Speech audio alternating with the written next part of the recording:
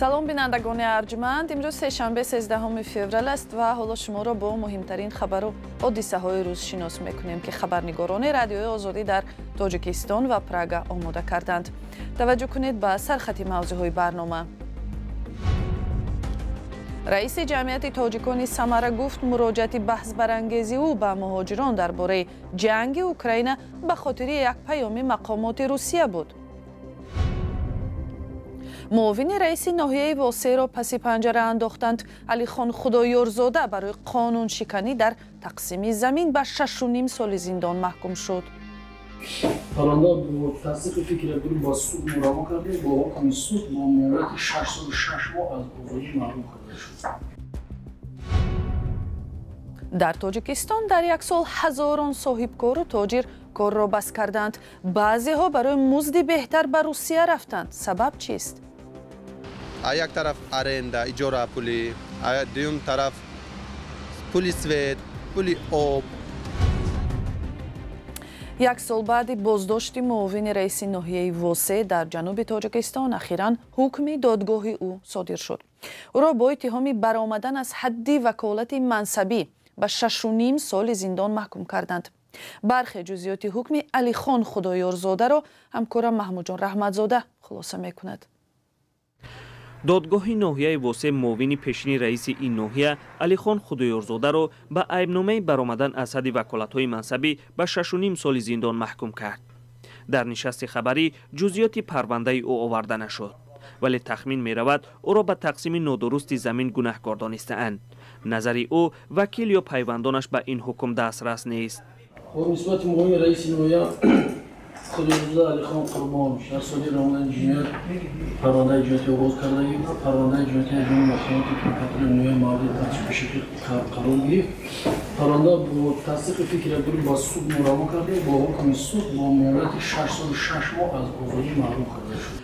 علی خان خدایارزاده ماه فوریه سال 2023 بازداشت شده بود. تا آن وقت وی معاون رئیس حکومت ناحیه واسه در مسئله ساختمان و همزمان رهبر هیئت دولتی تقسیم زمین بود. مفتشان فعالیت او را از سال 2017 به این سو تفتیش کرده اند. خدایارزاده 58 ساله ماه ایون سال 2017 معاون رئیس ناحیه واسه تعیین شده بود. او در این سمت تا ماه فوریه سال 2023 کار کرده است. در منطقه کلاب بار اول نیست که معاونان رئیس یک ناحیه در بخش ساختمان و تقسیم زمین بازداشت می شوند. محمود جان رحمتزاده، آزادی، ناحیه واسع. آنگونه که همکارم گفت بار اول نیست که در جنوب تاجیکستان مقامات بلندپایه محلی برای سوء استفاده از مقام یا رشوه‌خواری به زندان محکوم می شوند. یکی از آنها بهرام عنایت‌زاده رئیس سابق شهر کلاب بود که سال 2020 با گناه سوء استفاده از منصب و رشوه‌گیری به 12 سال زندان محکوم شد. رهبر جمعیت تاجیکان سمره یک پیام بحث برانگیز صوتیش را که مهاجران را به تشویش و اضطراب انداخت شرح داد. در یک مراجعت 9 دقیقه‌ای که در شبکه‌های اجتماعی میچرخد، سنت الله نظری از نام مقامات ولایت سمره به مهاجران تاجیک میگوید باید تا 25 فوریه به کمیساریات‌های حربی رفته برای به گفتش پیوستن به عملیات حربی در اوکراین قرارداد بندند. همکاران ما تا کجا واقعیت داشتن این پیام را تحقیق کردند و میرزا نبی خالقزاد در استودیو با ما است. میرزا نبی سلام، لطفاً درباره محتوای این پیام میگفتید که موضوع برای بیننده های ما روشن شود. بله خیرمان و سلام.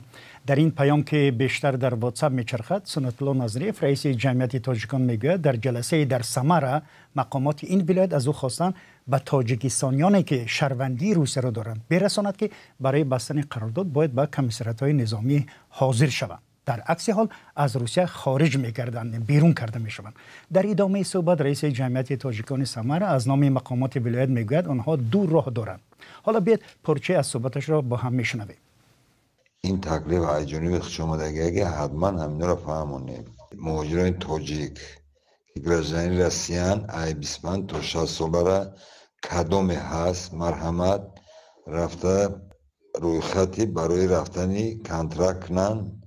اگر همین کار نشود یکم مرد سر میکنه ریده. انا فهمونیش که دو واریانت های. یک واریانت همین است که یا اینکه میبیان заключать میکنن контракт اوکراینا میرن یا اینکه هم میخواهند پاژیزنی دیپارتاسا اویلا دوش باشه اویلاش خده همش یک جویا. میرزا نبی آیا در صحبت با رادیوی آزادی خود سنت الله میرزایف گفته‌هایش را چه خیلی شرح داد؟ منظورش چی است از این گپ‌ها؟ ببینید سنت الله میرزایف در صحبت با رادیو آزادی روز 12 فوریه گفت در واقع در سمر چنین یک جلسه درباره عملیات مخصوص حربی برگزار شده است. میدونید که روسیه در جنگ اوکراین را چنین نام میبرد. در این جلسه احتمال آغاز یک رید یا تفتیش فراگیری در ساختمان و مغازه آگاه کردند.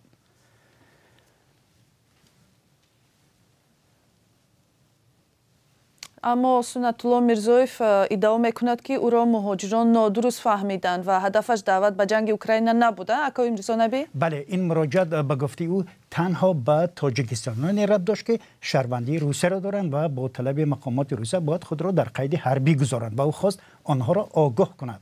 از جمله وی میگوید من دعوت ندارم، من آگاه کرده ایستادم که همچون رئیس جمعیت در جلسه شرکت داشتم و تا 1 مارس باید همین کار را اجرا کنید. اما برخی مهاجران میگویند مراجعت رئیس جمعیت تاجیکان چون دعوت به جنگ صدا داده در آن نه فقط به شهروندان روسیه بلکه عموما به مهاجران تاجیک مراجعه شده است. از جمله خالنظر دولت علیف، یک مهاجر 34 ساله تاجیک که در سمر ثبت نام یعنی اقامت دائمی دارند، میگوید از این پیام نگران است چون نمیخواهد که او و یا یگان برادری تاجیک را به جنگ برند و قربانی کنند. و قبل او پیام رئیس جمعیت یک نوع فشار به تاجیکان است تا برای خدمت در ارتش روسیه و جنگ راضی شوند. دعوت مقامات سمر از مهاجران تاجیک برای پیوستن به ارتش در حالی است که در این و دیگر منطقه‌های روسیه ماه‌هاست تفتیش‌های مهاجران ادامه دارد. مقامات روسیه در این قیدها مهاجرانی را که شهروندی روسیه را دارند برای دعوت به ارتش ثبت نام می‌کنند. شرکت در جنگ‌های بیگانه برای تاجیکان جنایت است، ولی طبق قانون‌های روسیه خدمت حربی برای شهروندان این کشور حتمی بوده است. تشکر. همکارم میرزا نبی خالقزاد درباره یک پیام بحث برانگیز رئیس جمعیت تاجیکان سمر صحبت میکرد که بیانگر جلب بیشتری تاجیکان به جنگ روسیه در اوکراین است.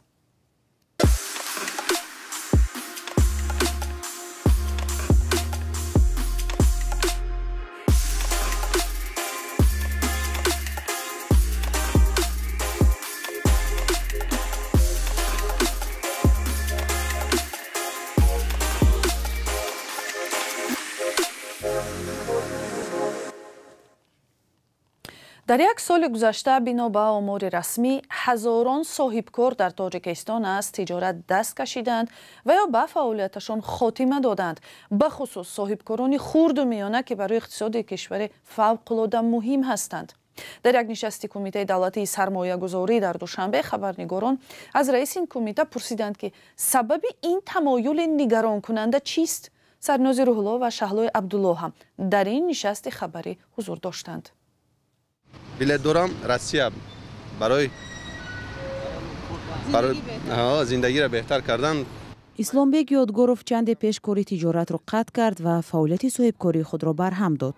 او میگوید قریب 2 سال به تجارت مواد داروواری مشغول شد، ولی چندین مانع در این راه کارش را مشکل کرد و او بالاخره مهاجرت را انتخاب کرد. داروخانه داشتم، یک طرف ارنده اجاره پولی، دوم طرف پولی سویت، پولی آب، سانیپیدینستانسیا، دیگرش.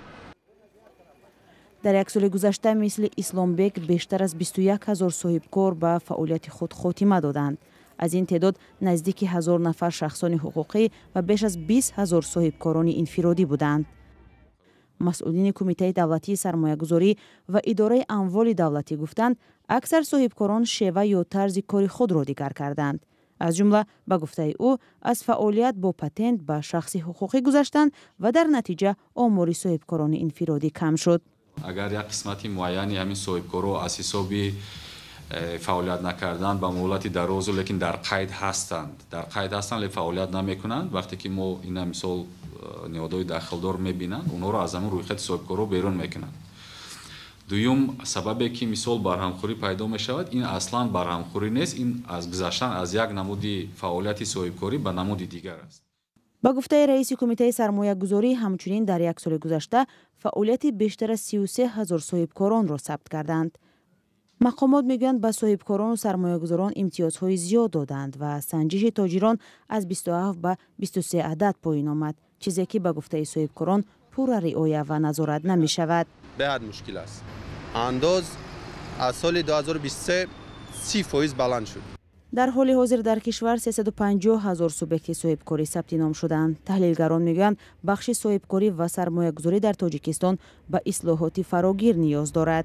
موجود نبودن یگان نمود دستگیری برای صاحبکاران شرط نیست که با آنها یگان سوبسیدیا یگان مبلغ گذاریش کرده شد. اگر که یگان سبوکی فیسکالی یعنی که سبوک کردن فشاری اندازی میبود، صاحبکاران شماره کمی آنها فعالیت خود را قطع میکردند. تاجیکستان از زمانی به دست آوردن استقلال برای اقتصادی ضعیف و مانع‌گذاری‌های زیاد به فعالیت آزاد صاحبکاری و سرمایه‌گذاری تنقید می‌شود. اتفاق معماران قزاقستان دعوت دارد که هنگام طرح‌ریزی بیناها در منطقه‌های زلزله‌خیز نظارت و توجه بیشتر شود. با گفته کارشناسان زمین لرزه سخت ماهی انور نشان داد که خدمات اضطراری شهر نه تنها به زلزله بلکه به رفع عاقبت‌های احتمالی آن هم آماده نیستند. سرانگیزی نوروزشاه گزارش می‌دهد. از این بینای استقامتی که در جای کارخانه کنسروبراری الماتا قامت افروخته است، ساکنان به قول مورچه‌خانه یا سیرودمترین بینای قزاقستان نام میبرند. شرکت بیناکار با خریدن زمین کارخانه نقشه داشت اینجا 57 بینایی 17 آشیانه بنیاد کند. با دخالت وکیلان پارلمان شماره ساختمان و آشیانه ها کمتر کرده شدند، ولی صفت بیناها همانو زیر سوال و شبهه است. حالا من به شما خطرناکترین بیناها را نشان میدهم. این مجموعه بیناهای رمز سیتی است. حالا من به شما صورت چطور ساخته شدن این بنا را نشان میدهم. به مانلیت ریخته آهن و بتونی آن نگرید. بین دیوارها پر کردن نشدند، آن خالی مانده است. سبب این است که بتون را بعد برف سخت ریختند، یعنی از برف و یخ پاک نکرده بتون ریختند. در این بنا هنوز کسی زندگی نمی کند، اما قسمی از خانه ها فروخته شدند. برخی علکه خانه های خود را پاک می کنند و به کوچبندی آمادگی دارند. آنها امید دارند که وضع به آن حدی که در نواری پرسر و صدا نشان داده شده است بد نیست. نمایندگان شرکت بیناکار تلاش دارند مشتریان را آرام کنند. به گفته آنها در جریان ساختمان مشکل جای داشت، اما کمبودی ها برطرف شدند. در همین حال اتفاق معماران قزاقستان هم با مشکل در صفت بلندآشیانه های الماتا رو آورده است. در این نهاد گفتند در کودکس نوی بیناکاری که حالا در پارلمان بررسی می شود با مسئله طرح‌ریزی بیناهای نوساخت در منطقه های زلزله‌خیز دقتی کم داده شده است. همچنین به گفته کارشناسان در الماتا باید صفت ساختمان تمام بیناها سنجیده شوند. به نظر من حالا خیلی مهم است که یک سنجش کلی در تمام انشاءات گذرانیده شود، نه تنها بیناهای کهنه که الکی مهلت خود را گذرانیدند، بلکه بیناهای نو، مخصوصا بیناهایی که سیراده‌اند و در یک مهلت کوتاه ساخته می شوند. این دلیل را که در ساختمان برخی از بیناهای الماتا بی‌دقتی جای دارد، حکومت شهر هم اعتراف می‌کند. این نهاد پیوسته روی خط بیناهای استقامتی را تهیه می‌کند که خریدنشان توصیه داده نمی‌شود. حالا در شهر 45 بینای بوده است که اجازه پورایی ساختمان را ندارند یا با اشتباه و کمبودی بنیاد شدند. رهبران شرکت برق توجی گفتند که معلوم نیست کی لیمیت نیروی برق از بین برداشته می شود و مردم شبانه روزی با آن تامین می شوند. محمد عمر اساس‌زاده رئیس شرکت امروز در نشست خبری در دوشنبه گفت از بین برداشتن لیمیت به حجم مجرای آب و آبانبار نورک و وضع هوا وابسته است. و با همین 15 دقیقه برای برنامه ما جدا شده به آخر می رسد، ولی خبرهای از این بیشتر رو بینندگان عزیز می توانید از وبسایت azadi.org دسترس نمایید.